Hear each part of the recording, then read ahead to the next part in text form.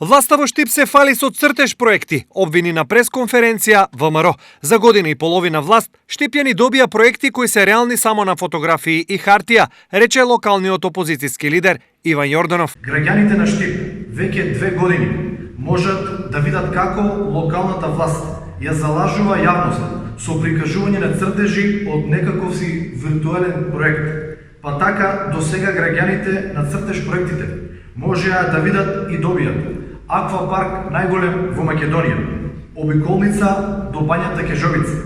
Исто така добија брана на река Отиња, 20 километри гасоводна мрежа и секако добро познатата жичара до Исове. Почитувани сограѓани, овие цртеж проекти се само добра представа за виртуелниот свет во кој живее и работи оваа локална власт. Сите ние знаеме дека сето ова е далеку од реалноста. Местата кои се представени се обични ридови и ливади обраснати со трња и древа. Преку цртеж проектите, овие локални власти уште еднаш докажаа дека се уметници во неспособност и неработење. Направивме повеќе од сите претходни гарнитури на ВМРО заедно, меѓу кои најпосекуваниот проект на Штипјани, браната на Отиња, која ќе донесе економски развој на градот во наредните 20 па и повеќе години, возврти градоначалникот Благој Бочварски. Оваа брана ќе го развие спортот, рекреацијата, наводнувањето на зелените површини, на земјоделските површини, ќе го заштити градот од поплави, а во иднина може да произведува и електрична енергија.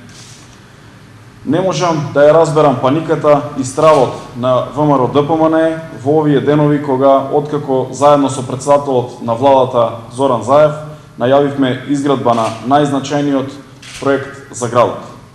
Од тука, кај мене се поставува прашањето дали ВМРО ДПМН е против изградбата на браната на река Отиња. Тие цртежи за кои што зборуваат се неопходна техничка документација за изградбата на браната. Исто така и за изградбата на спортско-рекреативниот центар Суитлак, но и за изградбата на гасификацијата.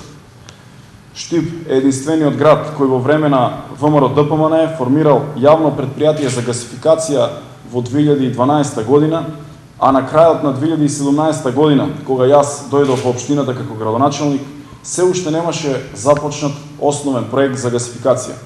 За подсетување, за само 1,5 година оваа локална власт досега изгради паркинг платформа во централното градско подрачје, изгради целосно нов кружен тек и дел од обиколницата во населбата Пребек, градиме нова детска градинка во населбата Сењак со вредност од речиси 1 милион евра, а инвестираме и во градинката во 8 ноември, автокоманда и во централната градинка Астиво.